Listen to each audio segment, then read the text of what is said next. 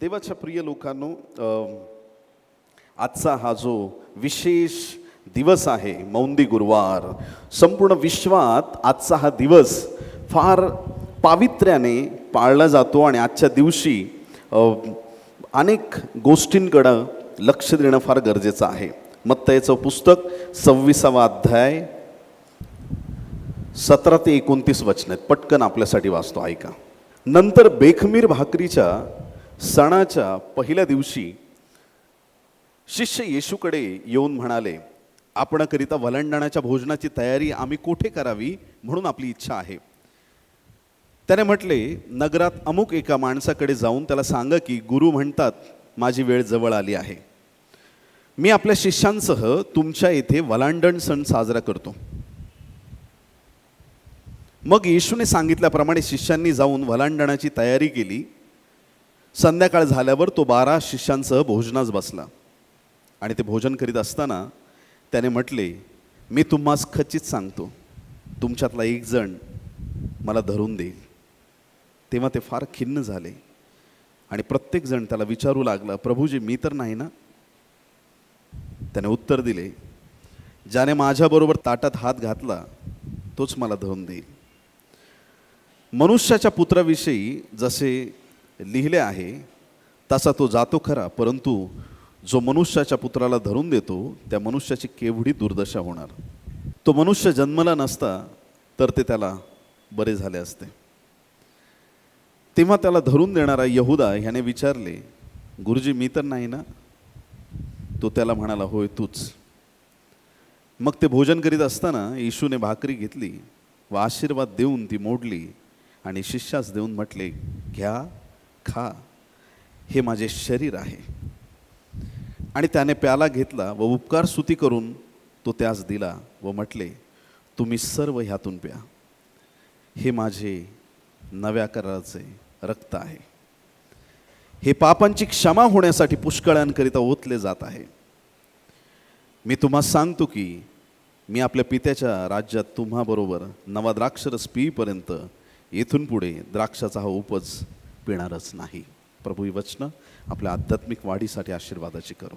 आमेन, आमेन. बरं, देवाच्या प्रिय लोकांनो, आज जो शास्त्र भाग आपण पाहिला आणि मौंदी गुरुवार, हा जो मौंदी गुरुवार आहे, या मौंदी गुरुवारी 5 महत्त्वाच्या गोष्टी आपल्याला समजल्याच पाहिजेत. त्यापैकी सगळ्यात पहिली गोष्ट की येशूचं शेवटचं भोजन, आपल्या शिष्यांसमवेत ख्रिस्ताने केलेलं शेवटचं भोजन, पहिली गोष्ट. दुसरी गोष्ट की येशू ख्रिस्ताने आपल्या 12 शिष्यांचे पाय धुतले. स्वामी असताना नम्र झाला आणि आपल्या शिष्यांचे त्याने पाय धुतले. तिसरी महत्त्वाची गोष्ट की त्याच्याच 12 शिष्यांपैकी एकाने अर्थात यहुदाने जी फितुरी केली ही आपल्याला कळाली पाहिजे. प्रभूचं भोजन, दुसरी महत्त्वाची गोष्ट शिष्यांचे पाय धुणं, यहुदाची फितुरी, आणि मग नंतर चौथी गोष्ट गेतसेमाने बागेतली प्रार्थना, आणि 5वी महत्त्वाची गोष्ट की ख्रिस्ताला झालेली अटक. ह्या 5 गोष्टी मौंदी गुरुवारच्या दिवशी आपल्याला पक्क्या कळणं फार गरजेचं आहे.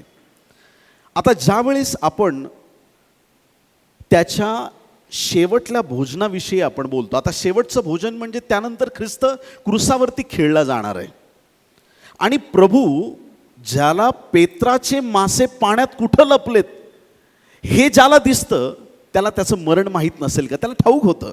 3 वेळा त्याने भविष्यवाण्या केल्या की कशा प्रकारे तो वधस्तंभावरती मारला जाणार आहे. ख्रिस्ताला सगळं ठाऊक आहे. सुरुवातीला आपल्या देवाला शेवट माहीत असतो. तो हा परमेश्वर आहे ज्याला ठाऊक आहे की तो आता वधस्तंभावर खेळला जाणार आहे. आणि मग त्या वाटचालीकडं असताना, क्रुसाकडं जाण्याच्या तयारीत असताना शिष्यांबरोबरचं त्याचं हे शेवटचं भोजन. पण त्या भोजनाच्या बद्दल, त्या फक्त भोजनाला आपण शेवटचं भोजन नाही म्हणणार, तर त्या भोजनाला 3 प्रकारे आपण वेगवेगळ्या पैलूंनी आपण पाहू शकतो. सगळ्यात पहिलं असं की तो वलांडणाच्या सणाचा काळ होता. वलांडण सण पुढं आहे, परंतु प्रभूला माहीत आहे की आता तो सण साजरा केल्यानंतरचं जे भोजन आहे ते घेण्यासाठी मी नसणार आहे, आणि म्हणून ते भोजन आधी करावं ही त्याची प्रेरणा होती. आणि शिष्यांना अगदी प्रॉफिटिकली, एकदम भविष्यवाणीच्या द्वारे त्याने सांगितलं कुठं ते भोजन करावं. शिष्यांनी तयारी केली. तर सगळ्यात पहिलं ही गोष्ट समजायची की ते वलांडणाचं भोजन होतं. दुसरी गोष्ट की हे ख्रिस्ताचं शिष्यांबरोबरचं शेवटचं भोजन होतं. शेवटचं म्हणजे क्रूसावर जाण्याच्या आधीचं. पुनरुत्थानानंतर त्यांनी मासा खाल्ला वगैरे तुम्हाला ठाऊक आहे. पण ख्रिस्त मरणापूर्वी, त्याला वधस्तंभावर खिळलं जाण्यापूर्वीचं त्याचं हे भोजन होतं. आणि तिसरी महत्त्वाची गोष्ट जी आज आपल्यासाठी फारच महत्त्वाची आहे ती म्हणजे प्रभू भोजन, की ज्यामध्ये आज आपणही सहभागी होऊ शकतो.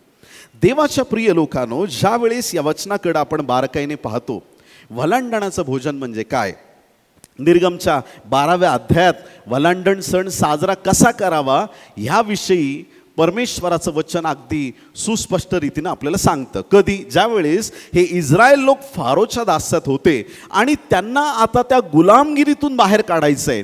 मोशेच्या द्वारे परमेश्वराने कार्य केलं. 9 पिढ्या ऑलरेडी आल्या होत्या, पण फारोचं मन कठीण कठीण कठीण कठीण होत गेलं. आधीचे चमत्कार त्याने मोशेने केले देवाच्या सामर्थ्याने आणि ते फारोच्या मांत्रिकांनी पण करून दाखवले.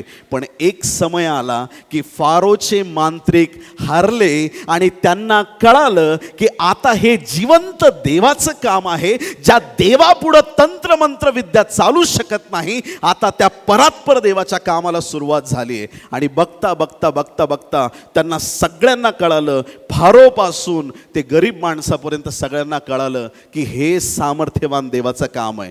पण फारोचं मन काही बदले ना.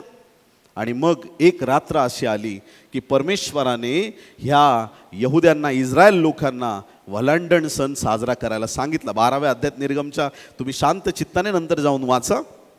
त्या ठिकाणी खूप सुंदर रीतीनं त्या वलांडणाबद्दल सांगितलेलं आहे. कसा तो कोकरा घ्यायचा, त्याचं अर्पण कसं करायचं, आपल्या फॅमिलीमध्ये खायचं, उरलं तर दुसऱ्यांना वाटायचं. खूप सुंदर रीतीनं आध्यात्मिक अर्थ त्याच्यात दडलेले आहेत. त्या कोकराचं जे रक्त असेल ते मात्र आपल्या दाराच्या कपाळपट्टीवरती आणि दारबाह्यांवरती लावायला सांगितलं. आणि त्याचा अर्थ हा झाला की त्याच रात्री ज्या वेळेस एक दूत मृत्यू घेऊन आला, ज्या दाराच्या कपाळपट्टीवरती कोकऱ्याचं रक्त होतं त्या घरामध्ये मृत्यू आला नाही. किती लोक आमेन म्हणतील? देवाला धन्यवाद की ज्यांच्याकडं कोकराचं रक्त होतं त्या घरात मृत्यू येत नाही.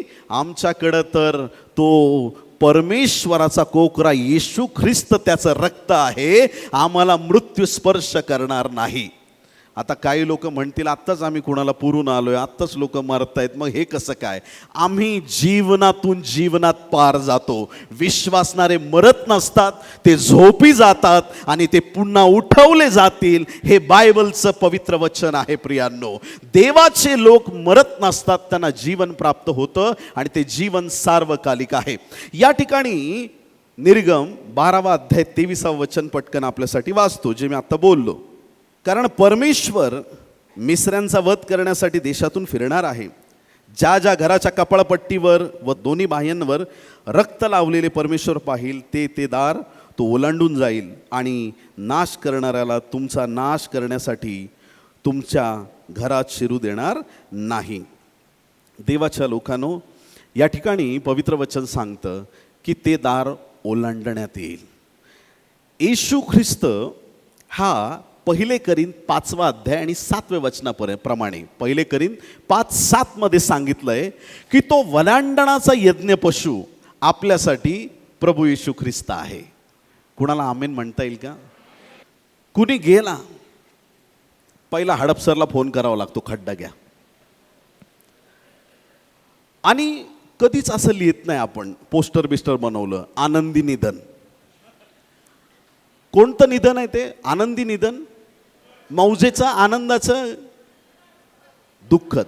प्रत्येक माणसाचं मरण दुःखद आहे, पण ख्रिस्ताच्या मरण दिवसाला उत्तम शुक्रवार म्हटलेला आहे. का? कारण की त्या दिवशी तुमची आणि माझी पातकांची बंधनं तुटली गेली. ज्या आदामाला देवबापाने एदेन बागेतून हाकललं होतं, परमेश्वर आणि मनुष्य यांच्यातली मोठी दरी येशूने भरून काढली. प्रियांनो, एकच व्यक्ती जगाच्या इतिहासात ज्याच्या मरणाला उत्तम म्हटलेला आहे आणि तो मृत्यू प्रभू येशू ख्रिस्ताचा वधस्तंभावरचा मृत्यू आहे. देवाच्या प्रिय लोकांनो, वलांडणाचा यज्ञ पशु प्रभू येशू ख्रिस्त आहे. त्याच्या मरणाने आम्ही पित्याबरोबर जोडलं गेलो. देवाच्या प्रिय लोकांनो, ज्यावेळेस ख्रिस्त मारला जाणार, त्याने भाकर घेतली आणि त्याने मोडली आणि शिष्यानं देऊन म्हटलं, हे माझं शरीर आहे, हे माझं शरीर आहे, माझ्या स्मरणार्थ हे करायला सांगितलंय. भोजन झाल्यावर प्याला घेतला आणि त्याने दिला आणि म्हटलं की हे माझं रक्त आहे जे तुमच्यासाठी ओतलं जात आहे, माझ्या स्मरणार्थ हे करा. प्रभूला माहीत होतं येत्या दिवसात यांच्या सेवेत अनेक गोष्टी वाढणार आहेत. यांच्याकडे हिलिंग डिलिव्हरन्स येणार आहे, यांच्या मिनिस्ट्री, यांच्या सेवा वेगवेगळ्या पद्धतीने वाढणार आहे. मी कशाच्या विरुद्ध बोलत नाही, पण ज्यावेळेस तुम्ही तुमची सेवा करता त्या सर्व सेवेचं केंद्रस्थान ख्रिस्ताचा वधस्तंभ असला पाहिजे. आमच्या प्रार्थनेत येशूचं नाव नसेल तर बिना सिम कार्डच्या मोबाईलमधून फोन डायल केल्यासारखं आहे. येशूच्या नावात आशीर्वाद आहे, बाकी दुसरं कशात नाही. प्रियांनो, ख्रिस्ताला वगळलं तर आम्ही शून्य आहोत आणि जर त्याला अंक म्हणून आमच्याबरोबर उभं करायचं आहे तर त्याचं नाव आम्हाला घ्यावं लागेल. या ठिकाणी ख्रिस्ताच्या या शेवटच्या भोजनामध्ये, प्रभूच्या या शेवटच्या भोजनामध्ये त्याने भाकर घेतली, शिष्यांना देऊन म्हटलं, माझं शरीर आहे, माझ्या स्मरणार्थ हे करा. एखादा मिलिटरी मॅन ज्यावेळेस बॉर्डरवरती लढायला जातो, लग्न झालेलं असतं आणि मग त्याच्याकडे पण पाकिटात फोटो असतो पत्नीचा आणि बायकोकडं अख्खा अल्बम आहे घरी, आमचं लग्न असं झालं. हा आमच्या लग्नाचा अल्बम आहे. प्रियांनो, हा जो मेज आहे ना, हा मेज ख्रिस्ताने जे वधस्तंभावर केलं त्याचं स्मरण आहे. जितकेंदा तुम्ही भाकर खाता आणि हा प्याला पिता तितकेंदा तुम्ही डिक्लेअर करता की होय, माझ्या पापासाठी ख्रिस्त वधस्तंभावरती मारला गेला. तितक्यांदा तुम्ही त्याचं स्मरण करता. खूप सामर्थ्य आहे प्रभू भोजनामध्ये, खूप सामर्थ्य आहे. सिंगापूरमध्ये एक पास्टर आहेत, पास्टर जोसेफ प्रिन्स, कदाचित काही लोकांनी ऐकलं असेल नाव. खूप अभिषिक्त सेवक आहेत. अख्ख्या सिंगापूरची सगळ्यात मोठी मंडळी त्यांच्याकडे.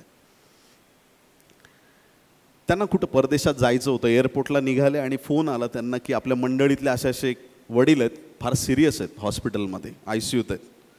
बरं, मग केली मी प्रार्थना त्यांच्यासाठी. नाही, त्यांची इच्छा आहे की ते जाणार आहेत, जाण्याच्या आधी त्यांची इच्छा आहे की पाळक म्हणून तुम्ही त्यांना प्रभू भोजन द्यावं. मग काही चर्चचे काही लीडर्स आले एकत्र आणि गेले सगळेजण ICUमध्ये प्रभू भोजन द्यायला. आजोबा ते बिचारा एकदम अनकॉन्शियसच्या जवळपास एकदम. आणि त्या परिस्थितीमध्ये पाळक साहेबांना माहीत आहे आता दिसते परिस्थिती काय आहे. त्या व्यक्तीला प्रभू भोजन तिथं ICU मधल्या त्या रूममध्ये दिलं. ICUमध्ये काही चर्चचे लीडर्स आहेत, पाळक आहेत आणि तो व्यक्ती आहेत आणि ते प्रभू भोजन देवाच्या प्रिय लोकांना तिथं दिलं. आणि प्रभू भोजन देऊन पाळक साहेब गेले त्यांच्या सेवेला, कुठं जायचं परदेशात. जेव्हा ते आले रिटर्न आणि रविवारच्या सभेत जेव्हा उभे राहिले, ICUतले आजोबा पहिल्या बेंचवर पुढं. अफाट सामर्थ्य या प्रभू भोजनात, सहज घेऊ नका. ख्रिस्ताचं शरीर आणि ख्रिस्ताचं रक्त ज्यावेळी त्याची आठवण करून तुम्ही ह्याच्यात सहभागी होता, मी तुम्हाला चॅलेंज देऊन सांगतो, आजही आमचा देव चमत्कार करणारा परमेश्वर आहे. तुमचे रोग आजार पीडा दूर करणारा देव आहे. आज निश्चित त्याला तुमच्या आणि माझ्या जीवनात काहीतरी काम करायचं आहे. या ठिकाणी ती भाकर मोडणं एक खूप मोठ्या आशीर्वादाचं कारण आहे. प्रियानो, भाकर मोडली, डायरेक्ट नाही दिली. हे मोडलं जाणं आहे ना, फार महत्त्वाचं आहे. जोपर्यंत मोडत नाही तोपर्यंत वाढत नाही. भाकर मोडल्यानंतर ती वाढली. अशीच एकदा भाकर मोडली होती प्रभूने, 5,000 भोजन आशीर्वाद दिला. किती लोकांना? 5 भाकरी आणि 2 मासे. किती लोक जेवले? ती भाकर वेगळी होती डोंगरावरची. मी म्हणतो फक्त 5,000. पण ही जी भाकर आहे ना, लाखो करोडो लोक तृप्त झाले. जी येशू नावाची भाकर आहे, पुरून उरणारी भाकर आहे. आणि ज्याला ख्रिस्त लाभला त्याला सगळे आशीर्वाद मिळालेत. नंतर जेव्हा तुम्ही प्रभूमध्ये मॅच्युअर्ड होत जाता ना, नंतर तुमच्या प्रार्थना बदलतात प्रियांनो. जेव्हा आम्ही नवीन विश्वासात असतो, किराणा लिस्ट घेऊन देवाकडे येतो, प्रभू हे दे, प्रभू ते दे, हे पण दे, ते पण दे. आणि नंतर आमच्या प्रार्थना बदलतात. मला ना काय नको, फक्त तू पाहिजेस. आणि तू असलास ना मला काही कमी पडणार नाही. येशू मिळाला, मला सगळं मिळालं दाखल आहे. आणि मग त्या माणसाकडं खरी स्वर्गीय आशीर्वादांची बरकत येते, मनाला समाधान राहतं. देवाच्या प्रिय लोकांनो, ख्रिस्ताने हे शिष्यांबरोबर केलेलं शेवटचं भोजन प्रभू येईपर्यंत आम्ही या मेजात निरंतर सहभागी झालं पाहिजे. निरंतर ज्या ज्या वेळेस आपल्या मंडळीमध्ये मौंदी गुरुवारीच नाही, ज्या ज्या वेळेस त्यावेळेस कामं थोडीशी बाजूला सारून मेजामध्ये सहभागी व्हायला सुरुवात करा. तर देवाच्या प्रिय लोकांनो, ख्रिस्ताने आपल्या शिष्यांना त्या मेजावरती असताना वलांडणाचं भोजन आहे, प्रभूचं शेवटचं भोजन आहे. आणि आपल्यासाठी तेच लॉर्ड सपर म्हणजे प्रभू भोजन आहे, ख्रिस्ताच्या बलिदानाची आठवण आहे. एकाच भोजनामध्ये 3 वेगवेगळे पैलू आहेत, ते आपल्याला कळाले. दुसरी महत्त्वाची गोष्ट की येशूने आपल्या शिष्यांचे पाय धुतले. योहान याचा 13वा अध्याय 1 ते 17 वचनं. वेळेअभावी मी वाचणार नाही, पण माझ्यावर विश्वास ठेवा, मी वाचून आलोय. तर ह्या वचनांमध्ये असं लिहिलंय की प्रभू येशू ख्रिस्ताने शिष्यांचे पाय धुतले. आता प्रभूच्या जागी जर मी असतो तर पहिलं यहुदाला हाकलून दिलं असतं, तू उठ, पहिलं निघ इकडून, कारण तू काय करणारच मला माहीत आहे. माहीत होतं प्रभूला. जो काही वेळात धरून देणार आहे त्याच्या कशाला पाय धुवायचे? काय कळतं याच्यातून आपल्याला? जो आपला घात करणार आहे तो माहीत असताना देखील त्याचे पाय धुणं म्हणजे काय? प्रभूने दाखवून दिलं, तुझ्यातली माझ्याबद्दलची प्रीती संपेल, पण माझी प्रीती कधीच संपणार नाही. प्रभूचं प्रेम बदलत नाही. कितीतरी लोकांना वाटतं की मी चांगला आहे म्हणून देवाने माझ्यावर दया केली. तू काय चांगलं नाही, फक्त तुझा देव चांगला आहे बस. कुणीच माणूस चांगलं नाही जगामध्ये. सगळ्यांनी पाप केले, सगळे देवाच्या गौरवाला अंतरलेले आहेत. एकच चांगलं आहे आणि तो परमेश्वर चांगला बस. येशू ख्रिस्त त्याची नम्रता, त्याचं प्रेम दाखवतं. ते आगापे प्रेम त्याच्यामध्ये आहे ह्याचं त्याने प्रमाण पटवून दिलं आणि त्याने शिष्यांचे पाय धुतले.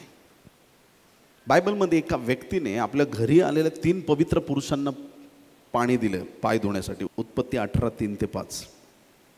तो म्हणाला, हे प्रभू, माझ्यावर तुझी कृपादृष्टी असेल तर ये, तुझ्या दासापासून पुढे जाऊ नकोस. थोडे पाणी आणू द्या, तुम्ही आपले पाय धुवून ह्या झाडाखाली विसावा घ्या. मी थोडी भाकर आणतो, तिचा आपल्या जीवास आधार करा, मग पुढे जा. यासाठी तुमचे ह्या आपल्या दासाकडे येणे झाले असावे. ते म्हणाले, तू म्हणतोस ते कर. 3 पवित्र पुरुष स्वर्गातून आलेले. वेळ नाही आहे त्याच्यात अजून डीप जायला, पण समजून घ्या, स्वर्गातून आलेले 3 पवित्र पुरुष आहेत. त्या एवढ्या पवित्र पुरुषांचे पाय अब्रामाने धुवावेत योग्य आहे. अब्राम भूमीवरचा तुमच्या माझ्यासारखा मनुष्य आहे. मानवाने त्या पवित्र पुरुषांचे पाय धुवावेत, चांगली गोष्ट आहे. शिष्याने गुरुचे पाय धुवावेत, चांगली गोष्ट आहे. आई वडिलांचे पाय धुवावेत, चांगली गोष्ट आहे.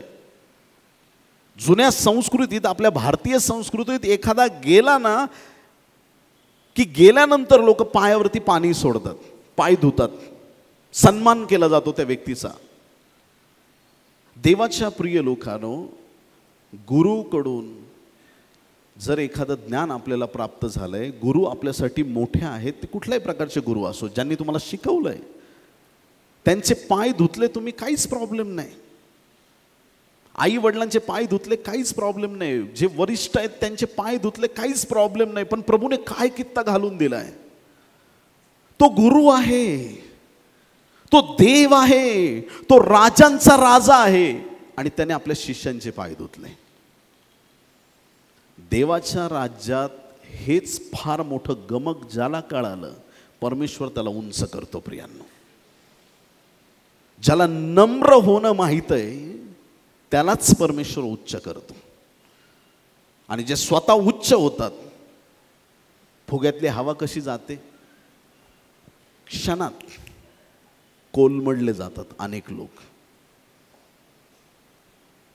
देवाचं राज्य गर्विष्ठांसाठी नाही, बालकासारखं व्हावं लागेल मग देवाच्या राज्यात प्रवेश आहे.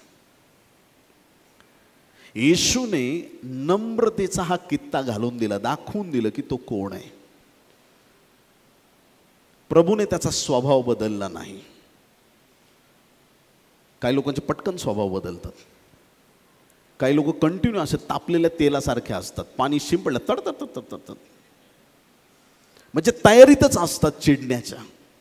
कसे काय बरे आहेत का, मला काय झालं, एकदम राग द्वेष. एकदा ना एक प्रभूचा सेवक आपल्या बरोबर असलेल्या एका नव्या सेवकाबरोबर चाललाय. आपल्या असिस्टंटला घेऊन गावोगाव सेवा करत होता. आणि सेवा करता करता एका गावातून दुसऱ्या गावात जात असताना ना, प्रत्येक गावी सेवा करायची. आणि एका गावामधून ते सेवा करून निघाले आणि पुढच्या गावी त्यांचं जायचं होतं. आणि त्या पुढच्या गावात जात असताना वाटेत त्यांना एक नदी लागली. मग सेवकाने म्हटलं चला आपण आंघोळ करूया, आपल्याला चांगली व्यवस्था दिली परमेश्वराने, चला नदीवर आंघोळ करू. आणि मग हे सिनियर मॅन ऑफ गॉड आणि ज्युनियर मॅन ऑफ गॉड दोघंही नदीवरती आहेत.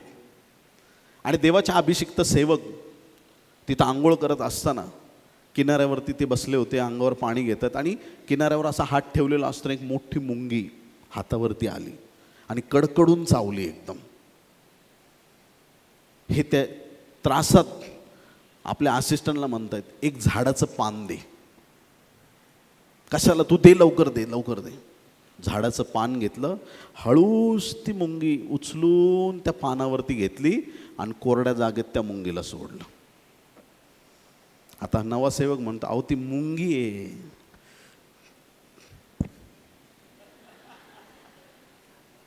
पान दे आणि हे दे, काय मारून टाकायचं तिथंच. सेवकाने सांगितलं मुंगीचा स्वभाव चावण्याचा आहे, माझा स्वभाव माफ करण्याचा आहे. तिने तिचा स्वभाव दाखवला, मी माझा स्वभाव दाखवणार. कोणाच्या वागण्या बोलण्याने आपले स्वभाव बदलू नका. जे स्वभाव देवाने तुम्हाला दिलेले आहेत, जे प्रेम परमेश्वराने आपल्यामध्ये भरलेलं आहे. कोणी कसंही वाकडं तोंड करो, कोणी कसंही वागो, पण आमच्यातलं प्रेम निरंतर टिकून राहिलं पाहिजे. कारण की आम्ही ख्रिस्ताचे साक्षीदार आहोत. आमच्या जीवनातून ख्रिस्ताचं प्रेम झळकणं गरजेचं आहे. प्रभूने त्याचं प्रेम या ठिकाणी प्रकट केलं आपल्या शिष्यांवरचं.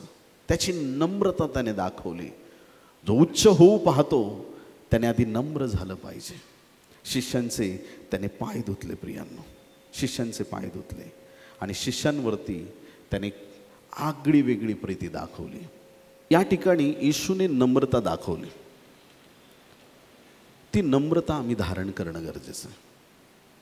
त्या नम्रतेनेच आमचं जीवन आशीर्वादित होणार आहे.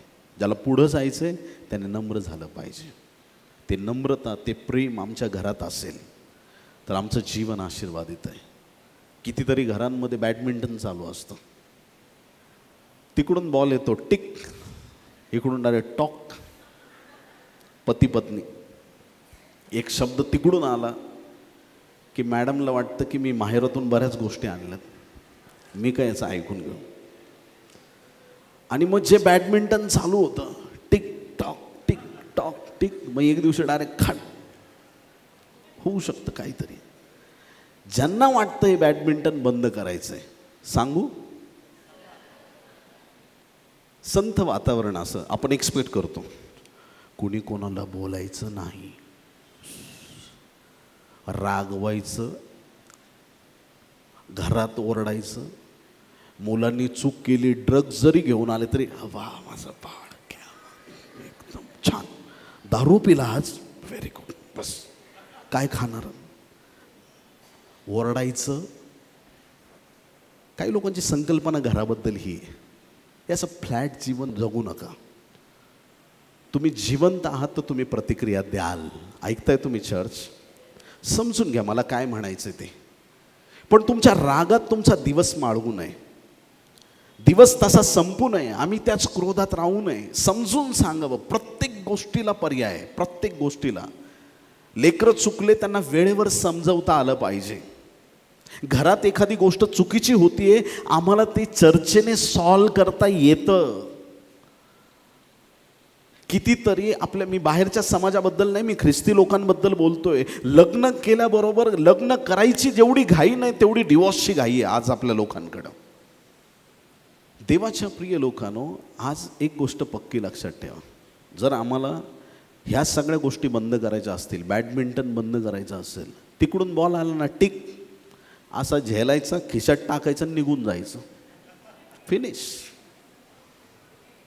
तोंड बंद. चिडणारा चिडेल चिडेल चिडेल, नंतर येऊन तुम्हालाच माफी मागेल, सॉरी मी बोललो रागात.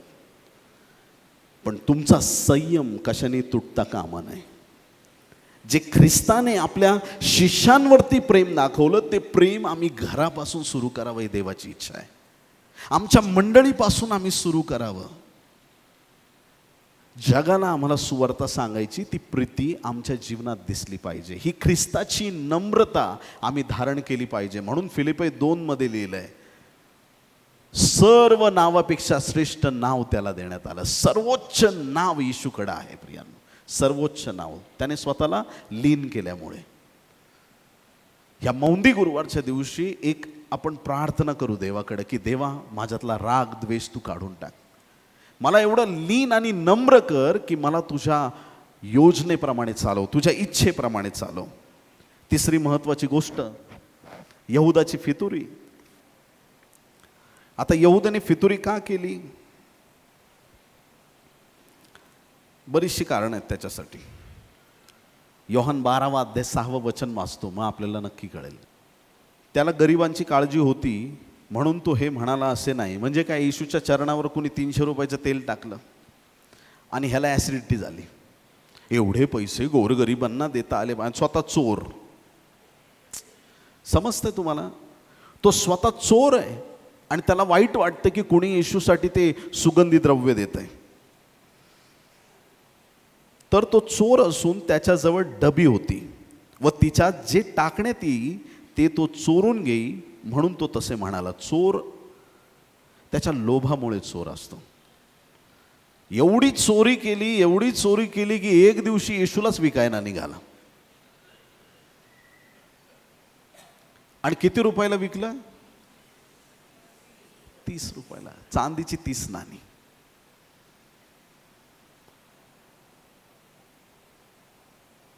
बारा शिष्यांना प्रभूने ज्यावेळेस निवडलं त्यांच्यासाठी एक विशेष देवाचा उद्देश होता. मत्ती 3 अध्याय 14 आणि 15 वचनात सांगितलंय की हे जे शिष्य आहेत ते नेहमी येशूबरोबर असायचे, त्यांच्याद्वारे रोग बरे व्हायचे, ते भूते काढायचे आणि ते उपदेश करायचे. 4ही गोष्टी महत्त्वाच्या आहेत. हा उद्देश होता. पण जो दैवी उद्देश त्याच्या जीवनात होता तो त्याने नाकारला आणि तो चोरी करू लागला. आणि चोरी करता करता करता करता ह्या टप्प्याला येऊन पोहोचला की त्याच्यातला लोभ एवढा वाढला की तो प्रभूला धरून द्यायला तयार झाला. प्रभूला धरून द्यायला त्याच्यात ती एक सैतानी प्रवृत्ती शिरली. आणि बायबल तर स्पष्ट सांगतं की त्याच्यात सैतानच शिरला. सैतान शिरला. मग आता मी धाडसाने म्हणू नको का की जेवढे लोक मिशनच्या प्रॉपर्टी विकतायत त्यांच्यामध्ये भूतं घुसली आहेत म्हणून? जर त्या काळी यहुदा दुष्टात्म्याने प्रवृत्त होऊन प्रभूला विकतो तर प्रभूच्या जमिनी विकणारे पण भूतं लागलेली लोक आहेत. मान्य करा किंवा करू नका, पण हे त्रिवार सत्य आहे. आणि जे त्यांना आडवे जातील ते खरे देवाचे लोक आहेत. देवाच्या प्रिय संतगणांनो, ह्या यहुदाने एवढी हिंमत केली. कधी बारकाईने चारही शुभवर्तमानं वाचली की यहुदाने का केलं असेल बरं असं, आणखीन एक कारण आपल्याला मिळतं त्याच्यातून. एक तर कळालं त्याचा लोभ, सैतानाने प्रवृत्त केलं, आणि आणखीन एक कारण त्याच्या मागे एक लक्षात आलं माझ्या. खूपदा असं झालं की एकदा येशू ख्रिस्त, सगळे यहुदी लोक, बायबलचे पारंगत सगळे एकत्र जमलेत आणि येशूने म्हटलं, पिता आणि मी एक आहोत. एका वाक्यावर, फक्त एका वाक्यावर सगळ्यांनी दगड उचलले त्याला मारायला. जीवे मारण्याची पूर्ण तयारी त्यांनी केली, येशूला खलास करायचं तिथं धोंडमार करून. असं एकदा दोनदा नाही, खूप वेळा झालं. गरसेकराच्या प्रदेशातले लोक पण नाराज झाले होते येशूवरती. का? तो भूतग्रस्त बरा झाला याचा आनंद नाही त्यांना, डुकरं मेल्याचं दुःख जास्त आहे. लोकांना कॅल्क्युलेशन करता येत नाही. आता तो जक्क आहे, आपला जक्क आहे, लूक 19 मधला जक्क आहे. कधी कधी असा विचार येतो की त्याची बायको माहेरी गेली असेल सुट्टीला, आणि ज्यावेळी ती रिटर्न घरी आलेली असेल, साहेब फ्रीज कुठं आहे, वॉशिंग मशीन कुठं आहे, माझे दागिने कुठं आहेत, तिजोरीतले पैसे कुठं आहेत, घर रिकामं केलं, काय करून बसलास बाबा, माझ्या डोक्याला कुठं गेलं सगळं. प्रिये प्रिये, त्या धनसंपत्तीपेक्षा आज आपल्या घराला तारण मिळालेलं आहे, हे सर्वश्रेष्ठ आहे.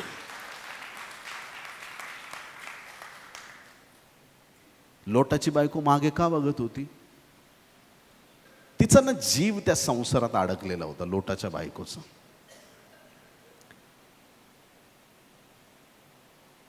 तिचा जीव अडकला होता.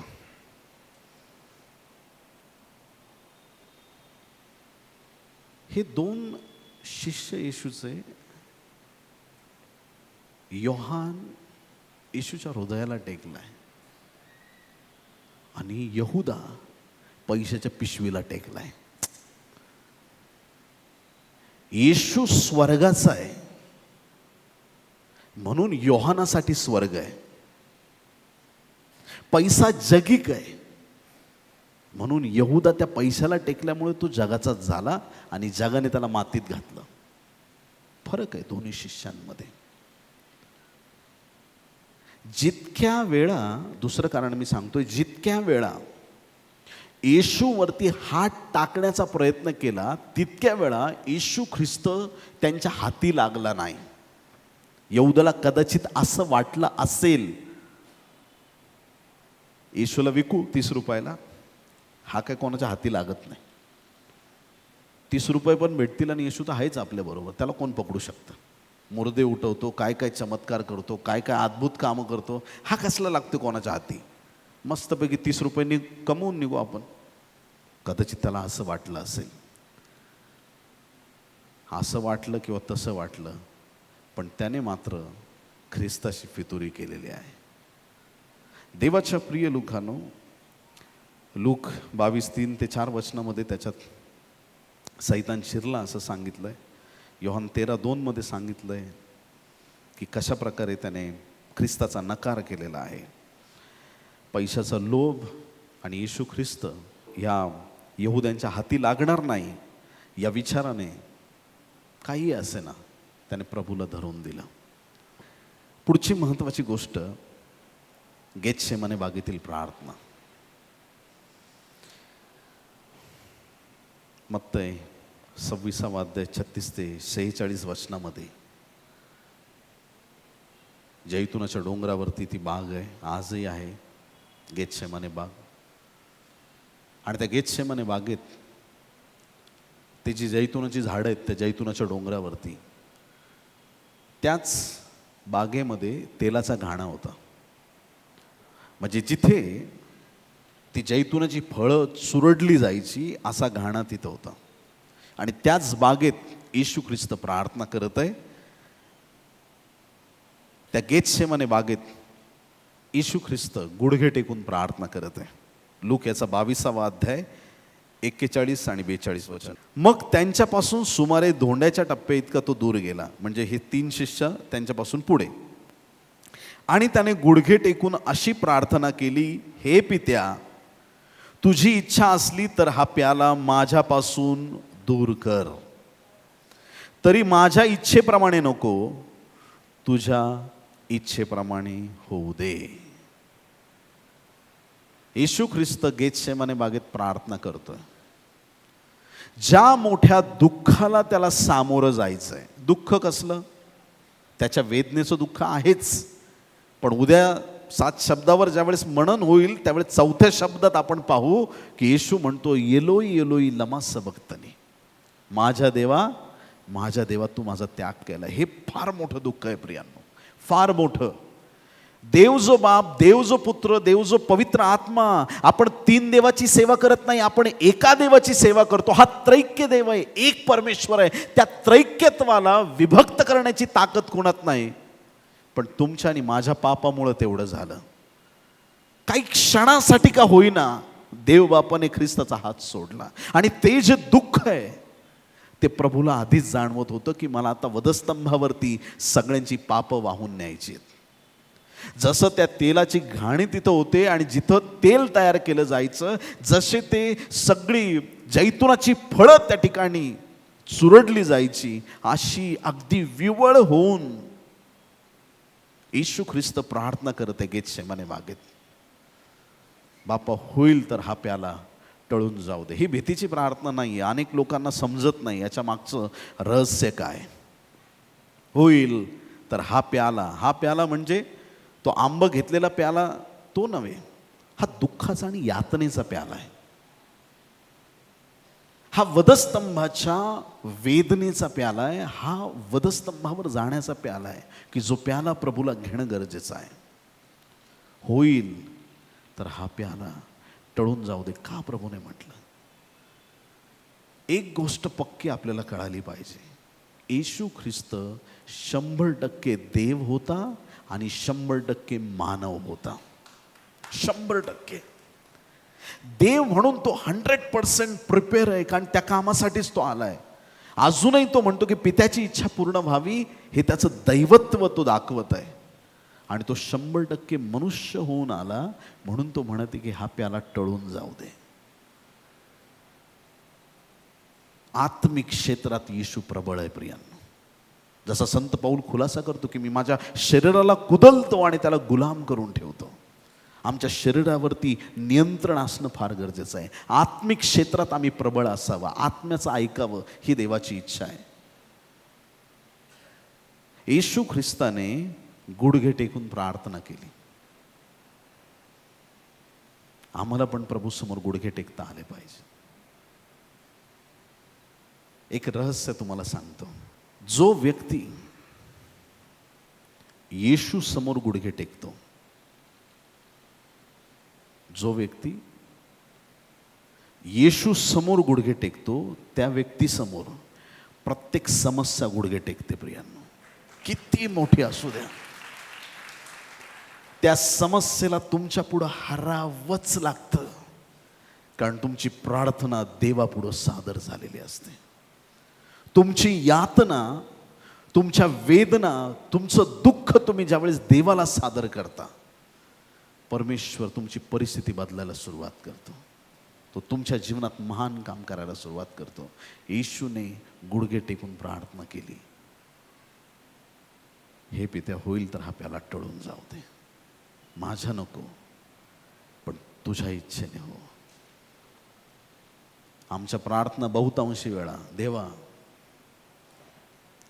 तुझ्या नको,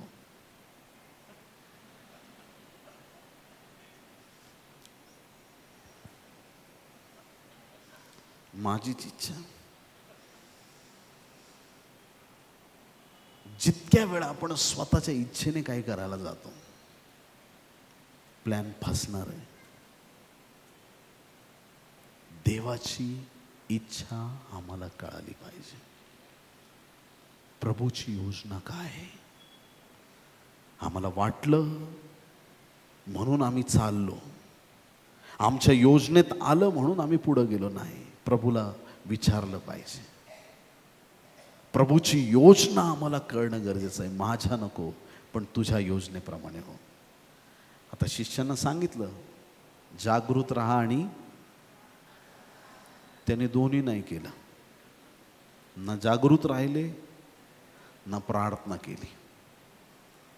पेत्रा माझ्या मित्रा जागा राहा आणि काय कर, प्रार्थना कर. तिन्ही शिष्यांना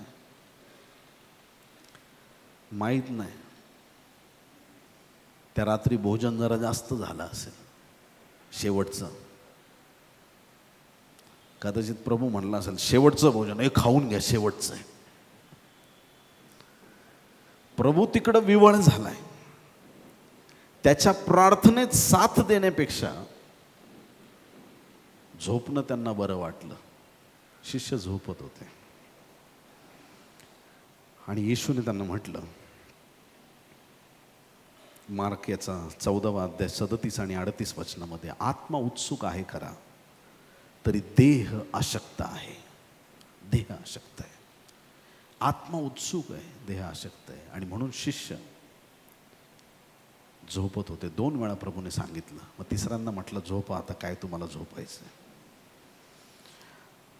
प्रभूने विवळ होऊन प्रार्थना केली. आणि ती प्रार्थना करत असताना एकदम त्याला विवळ होऊन प्रार्थना केली. रक्ताचे मोठे थेंब पडावेत असा घाम पडत होता प्रिया, प्रार्थना करत असताना. अगदी मनापासून आत्म्यातून तो प्रार्थना करत होता, विवळ होऊन. वास्तविक घामामधून रक्त येऊ शकत नाही. एकच कंडिशन आहे, फक्त एक,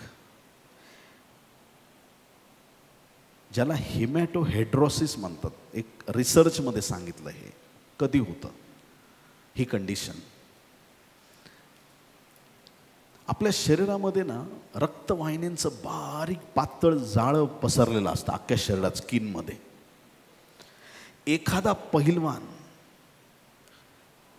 त्याच्या शरीराच्या कुवतीपेक्षा खूप जास्त मोठं ओझं ज्यावेळेस उचलतो त्यावेळेस त्या लहान लहान सगळ्या कॅपिलरीज बस्ट होतात आणि घामामध्ये मिक्स होऊन रक्त त्वचेतून बाहेर येतं.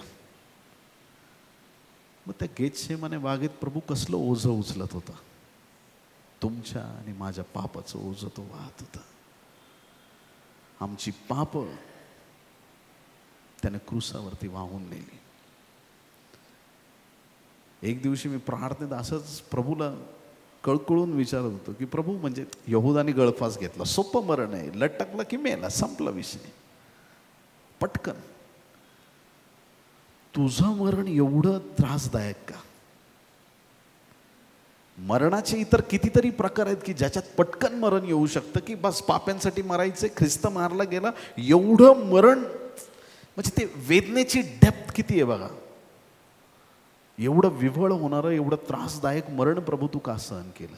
आणि प्रभूने मला सांगितलं, प्रियांनो, तुमची पाप तशी होती, घोर पातक, आणि त्या पापाचा दाग काढण्यासाठी एवढं वाईट मरण ख्रिस्ताला सहन करावं लागलं.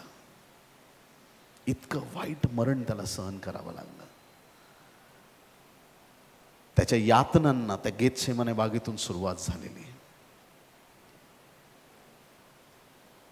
ज्यावेळेस तो प्रार्थना करते, प्रार्थना करून झाली, शिष्यांकडे आला, झोपा आता खुशाल, जो मला धरायला येणार होता तो आलाय. 5वी शेवटची गोष्ट, येशूला अटक करण्यात आली. योसेफाला अटक झाली जुन्या करारात. चुकीचा खोटा आळ त्याच्यावरती घेतला. शमशोनाला अटक झाली बायबलमध्ये. बलिष्ठांनी त्याला अटक केली, त्याचे डोळे फोडले, देवाचा अभिषिक्त. इर्मयाला अटक झाली, पेत्राला अटक झाली, सीलाला अटक झाली, बर्णबाला अटक झाली, तिमथ्याला अटक झाली, संत पौलाला कैक वेळा अटक झाली. आणि त्या अटकेतच संत पौलाला मरणार आहे, आता शिक्षा सुनावली जाणार आहे त्याची, मरणाची पक्क ठरलंय. मरणाच्या आधी त्याला शेवटची इच्छा विचारली, तुला काय हवंय? संत पौलाला ज्यावेळेस विचारलं तुला काय हवंय, त्याने सांगितलं मला लिखाणाच्या गोष्टी पाहिजेत. आणि त्याच्या बंदीगृहातून लिहिलेली पुस्तकं, ती पत्र आज वाचून आपण आशीर्वादित आहेत. संत पौलाला एवढी हिंमत आली कुठून? हे जी सगळी नावं बंदीगृहात गेलेल्या लोकांची मी आत्ता वाचली, हे सगळे निर्दोष होते, निर्दोष. आजही तुम्ही निर्दोष असताना लोक तुमच्या विरुद्ध कारवाया करतील. कान उघडे ठेवून ऐका. तुमच्या विरुद्ध कट कारस्थानं रचली जातील, तुमची निंदा केली जाईल, तुमच्या नावाच्या विरुद्ध बोललं जाईल. आणि ज्यावेळेस लोक निंदा करतील त्यावेळेस समजून घ्या की तुम्ही खऱ्या मार्गावरती चाललेले आहात. कारण की यापूर्वी देखील खऱ्या लोकांचा छळ झालेला आहे, इथून पुढेही होणार आहे. रडत बसू नका. माझ्याबद्दल असं बोलले, मी एवढं चांगलं काम करतो, माझ्याबद्दल तसं बोलणाऱ्यांना बोलू द्या. पण तुम्हाला माहिती आहे ना की तुम्ही खरे आहात, मग कोणाच्या बापाला घाबरण्याची गरज नाही. कारण तुमचा स्वर्गीय बाप तुमच्या बरोबर आहे. कुणाच्या निंदेला, कुणाच्या अपशब्दांना, कुणाच्या कारवायांना, कुणाच्या खोट्या कोर्ट केसेसला तुम्हाला कशालाच घाबरायची गरज नाही. कारण स्वर्गीचा देव तुमच्या पक्षाचा आहे. आणि जेव्हा देव तुमच्या पक्षाचा आहे, परिस्थिती बदलणार, परिस्थिती बदलणार, नक्की बदलणार.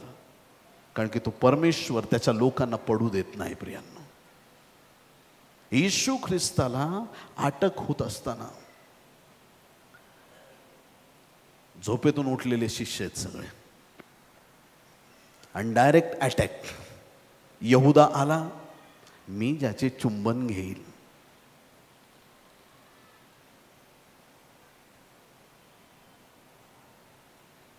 त्याला तुम्ही धरा, तोच येशू आहे.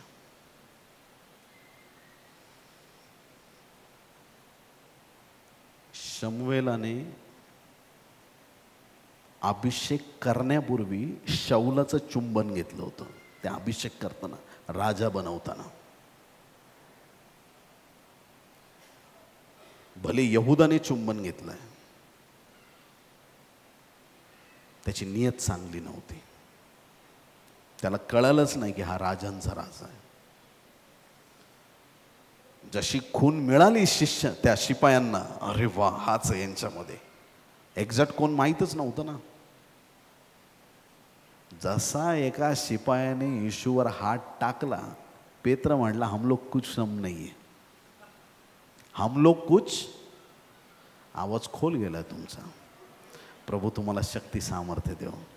हम लोग कुछ कम नाही आहे. जे तलवार काढली, असा गळा कापायचा, पण थोडं जरा निशाणा हुकला, डायरेक्ट कान. प्रभूने कान उचलला आणि शिपायाला कान परत लावून टाकला. तुला वचन ऐकायचंय नंतर, कान जागेवर पाहिजे तुझा. पेत्रा, तलवार मॅन कर. पेत्रा, तलवारीने लढणारे तलवारीने मारतात, तलवार नको, तलवार मॅन कर, आत्ताच्या आत्ता तलवार मॅन कर. देवाच्या प्रिय लोकांनो, जगातल्या लोकांना वाटतं यांच्याकडे हिंमत नाही. आता हे जुने पाळक लोक काय होते त्यांना माहीत नाही. आता ते जर त्या ट्रॅकवरती परत आले, लई अवघड होईल. लई म्हणजे लई अवघड होईल. देवाच्या प्रिय लोकांनो, पेत्राला तलवार म्यान करायला सांगितली. आज आपल्या तलवारी प्रभू समोर म्यान करून टाका. प्रभू, एका गालात मारली तर मी दुसरा गाल पुढं करील. आज नंतर मी उलट उत्तर देणार नाही, आणि माझं लढणं हे काम नाही. मी आत्मिक रीतीनं माझं युद्ध लढणार. आमेन, हालेलुया. किती चांगली गोष्ट आहे. प्रभू, मी नाही लढणार.